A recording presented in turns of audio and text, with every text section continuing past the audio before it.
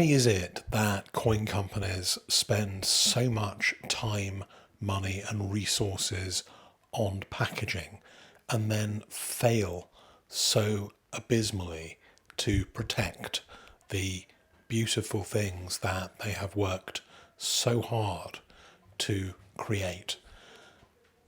I've seen it happen so many times, and it is still a total mystery to me. This beautiful restrike mohair was created by the East India Company. They've gone to a lot of trouble to produce the COA, the packaging, the box, the coin, and yet whatever they do, I opened the box and the capsule was wide open, and as a consequence, the coin was damaged. And so if by any chance you're watching, East India Company, this coin is going to come back to you next week. And please, when you replace it, please protect the beautiful coin inside. I prefer to have no box and no packaging and a coin in better condition.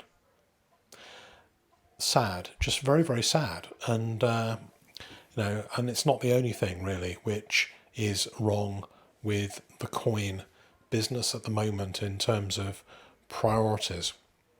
So moving on, and I hope you guys are having a great time.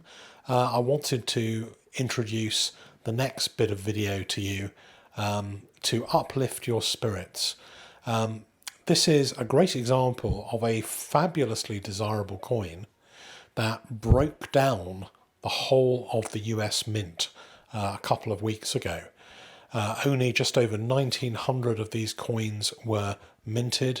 If you imagine how many American coin collectors were after this coin, and getting one proved to be ridiculously difficult, and yet one of our group members managed to get one of these coins, and it's being sent in for grading. So what is it? If you haven't seen the news, it is a very special privy marked version of the American Gold Eagle, the Proof Gold Eagle for 2020. It's got this V75, V for victory, 75 for 75th anniversary since the end of the Second World War. And the American Mint went into total meltdown in a totally predictable way. And that's why I guess the first part of this video is about failure and fails, because, the American Mint really should know better. The collapse of their website was totally predicted, and so one can only conclude that it was almost, was it done on purpose? Maybe it was done on purpose. They knew it would fail, and yet they still did it. They launched the silver and the gold versions of this coin at the same time, causing, an even double failure. So massive congratulations to the few people who managed to score one of these amazing coins. I don't know whether the values are going to hold up, but at the time I made this video, they were exchanging hands for over $10,000 on eBay. So a great profit opportunity for the few flippers who managed to get hold of one of these coins. And kudos if you got hold of one and you're keeping it a few months before you decide what to do with it, because the profit that is on the table there is pretty substantial, and I guess a lot of people will fall for that.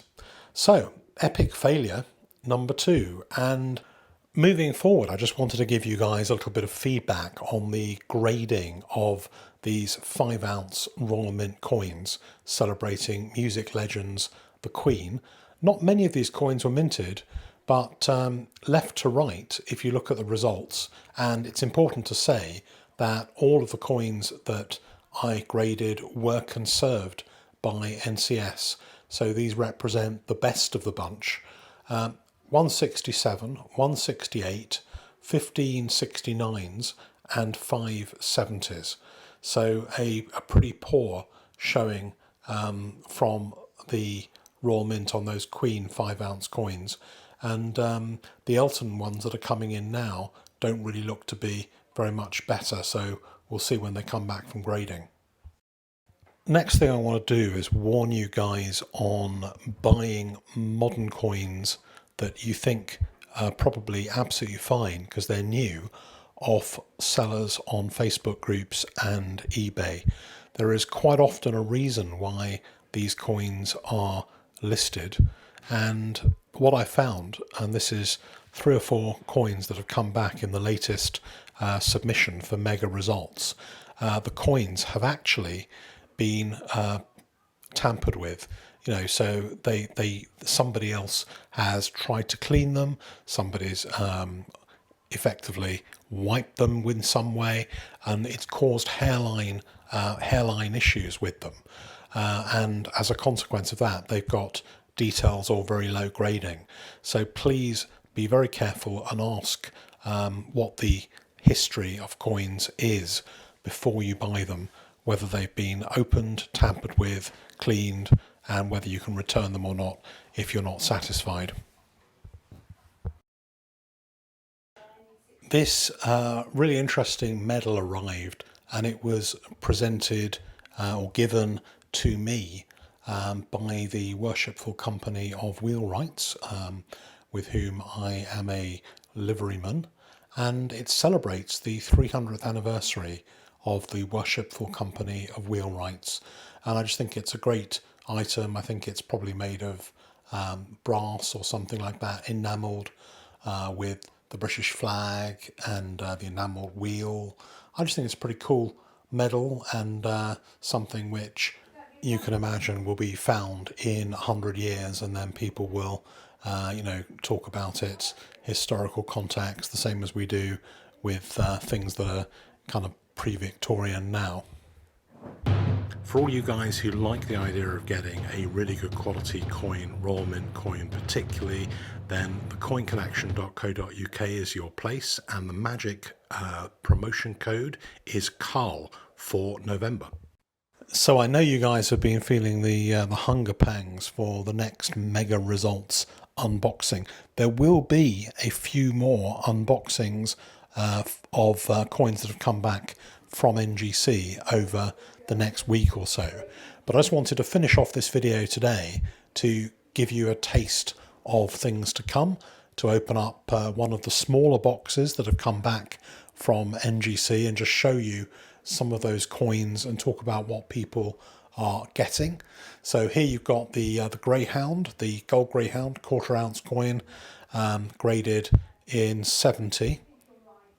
And this one was interesting, and it's a bit of a mystery to me. It wasn't put in as an error coin, but it's a 2009 Pyfort Kew Gardens, and what they've shown it on the Queen side, because what they think is that I think the pattern from the Kew has pressed through in some ways to the Queen side, but I must admit that I can't really see masses of trace of that as hard as I look. So I'm probably missing something, and there'll be something absolutely obvious that you guys can point out to me that show me that actually this coin isn't. I mean, there's that line by the DG, isn't there? But there, I don't exactly know how this would have worked in terms of being a minting error. So I'm sure somebody will come onto the comments and explain how this was produced and why it's a mint reverse struck through error. So 2 of these came back, and a 69 DPL. This is from the special Royal Mint presentation silver penny, and I think this is part of the Royal Mint's gift range. So very few of these get graded, but it's quite nice when they come in because they're pretty cool. And I think I'm right in saying that 70 is the first one of those that I've seen graded as a 70 of that particular coin. Here's another one of the Greyhounds. So the guy who has this bought 2, and a lot of people buy 2 or 3 of something in the hope of getting 170, but he got 2 70s on this occasion, so we'll be totally delighted with that result. And it was also put in very, very quickly into NGC, so it got the first releases designation as well, which is also pretty cool. More and more people are choosing in Great Britain the first releases designation, which is nice. You're seeing more and more blue labels. Here's a couple of coins that were picked to their Pyforts, their double thickness 50 pence pieces, and they came in the recent 50 years of the 50 pence piece Piedfort set, very low mintage, and it's the one, as you can see, that had the Kew Gardens. So this particular person has picked out a couple of the popular designs from that set and had them graded, and they both got 69, so some nice grades as well. This one is very interesting. It's from the time of the Six-Day War in Israel, a coin featuring General Moshe Dayan, and first one of these I've seen. Don't see very many Israeli coins, or in fact very many Arab coins, but this particular one I think is one of the first ones that have been graded with a picture of Israel with its 1967 border on the back and Moshe Dayan on the front. Graded at 68, and probably the only one that's been graded by NGC of that particular coin. So coming back on to the 50 years of the 50 pence set, they were produced in regular thickness, and then there was a special release of double thickness versions as well, I think a little bit later, a little bit kind of off the radar. So both of these 50 years sets, one featuring military 50p's, one featuring a number of kind of historical 50 pence designs, were both available, and in fact are both still available, and I do have access to some of those sets. If anybody wants one of these sets, either of them, then send me a message or PM me and I can supply one for you or put you in touch. I guess if I had to choose just one of these sets, I think I'd probably choose the 50 years of the 50p set. The military set's nice, but the 50 years one has the emblematic Kew Gardens kind of iconic design, and I know that I think probably for the future the one with the Kew Gardens is probably a slightly better bet than the military, although a lot of people collect coins with military themes, and they've chosen some nice designs from that one as well. Here's the VC, the Victoria Cross. I think they've chosen some pretty good designs, so either is good. In some ways the designs generally are better on the military set than the 50 years. However, the 50 years one has that Q, so this one, the D-Day landings, I particularly like that 50p design. I think they did a great job on that one. James Bond, this one is number 2, Wet Nelly. This is the 1 ounce gold version of it, first releases.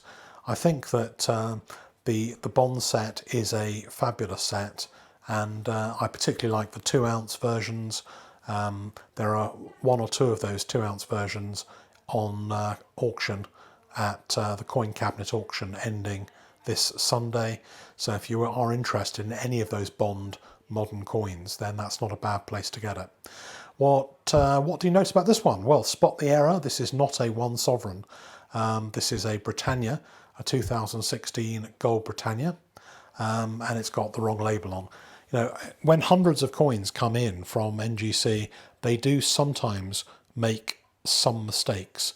We call NGC mistakes mechanicals, and mechanicals, if they're spotted and returned in time, they take a couple of months to come back, but they are processed free of charge as errors in the slabbing process with NGC. But yeah, if you're after some of these coins from the Bond series and the first releases, now and the next 2 or 3 months is going to be a really good time to pick those up at auction. My advice would be to pick up the 70s first, because not many of these coins are grading at 70, particularly on the silver ones. So the silver 70s will have a pretty good premium. You can see here's a 70, but that's very unusual. Most of them that I've had back recently have been 69s. So I don't know what kind of premium you're going to end up paying for 70s on some of these, but these are really nice. It's got the micro engraving, 2 ounces of silver, the names of all the James Bond movies engraved into the 007. It's a 70, it's first releases. I think coins like that for modern coin collectors are going to be the prime coins that go into a long-term collection. Well, that's all there is for me at the moment. There will be more videos as soon as I can. Quite a lot on at the moment. So hopefully I won't keep you guys waiting for too long before the next Numistacker video. Keep stacking, and please like, subscribe, comment. I read every single comment that appears on one of these videos. So speak to you soon.